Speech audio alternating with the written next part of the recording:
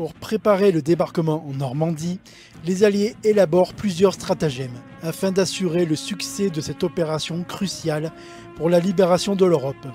Parmi ces stratagèmes élaborés, le Transportation Plane, une vaste opération de bombardement stratégique visant à paralyser le réseau ferroviaire français afin d'empêcher les Allemands d'acheminer des renforts lorsque le D-Day aura lieu. Les bombardements de ce 26 mai 1944 visant Nice, Chambéry, Saint-Étienne, Lyon et Grenoble entrèrent dans le cadre plus vaste de cette opération. La méthode employée pour l'attaque sera celle utilisée par les Américains, c'est-à-dire bombarder de jour en volant à haute altitude pour éviter les tirs de DCA, à contrario des Anglais qui, eux, préféraient bombarder de nuit à basse altitude, plus risqué mais jugé plus précis.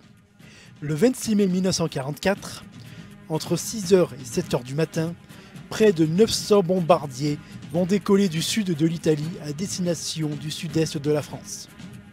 Sur ces 900 appareils, 143 bombardiers B-24 Liberator prendront la direction de Nice et de Saint-Laurent-du-Var, avec pour objectif la gare Saint-Roch et le pont du Var.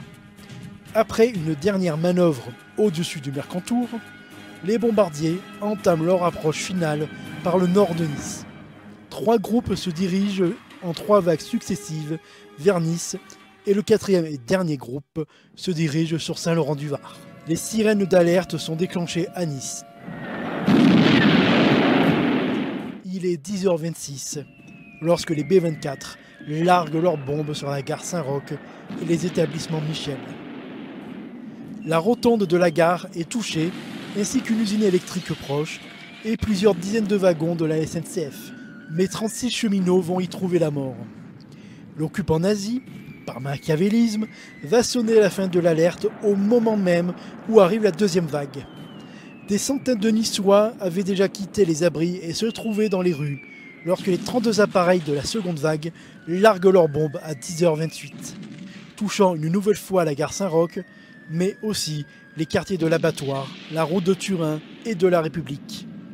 Enfin, lorsque la troisième vague arrive, à 10h31, les aviateurs, opérant à haute altitude et gênés par les fumées des 2 premières attaques, confondent le vélodrome de Pasteur avec la rotonde de la gare Saint-Roch. Les 38 bombardiers vont alors lâcher par erreur leurs bombes entre le Paillon et Cimiez, accroissant le nombre de dommages collatéraux et de victimes civiles. Et pour finir, la 4e vague visant le pont du Var va toucher un train passant à ce moment-là, tuant 46 passagers. Les objectifs militaires sont atteints. Les voies de la gare Saint-Roch sont hors d'usage. 5 locomotives ainsi que 160 wagons sont détruits. Malheureusement, les dégâts collatéraux sont importants et le bilan humain est lourd. Les civils des quartiers Saint-Roch, Riquier, Pasteur et République sont durement touchés. Les chiffres varient d'une source à une autre, mais au moins 384 civils vont trouver la mort. Il y aura également 480 blessés, 5600 sinistrés, 438 immeubles détruits ou endommagés et une centaine de disparus. Les Américains vont perdre un bombardier et tout son équipage abattu par la DCA.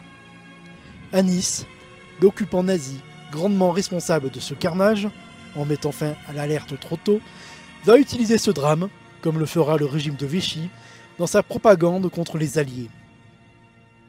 Les Niçois ont connu, avant et après, des raids aériens durant cette guerre, mais jamais d'une intensité comparable au bombardement du 26 mai 1944, payant un lourd tribut par la destruction et le nombre de morts.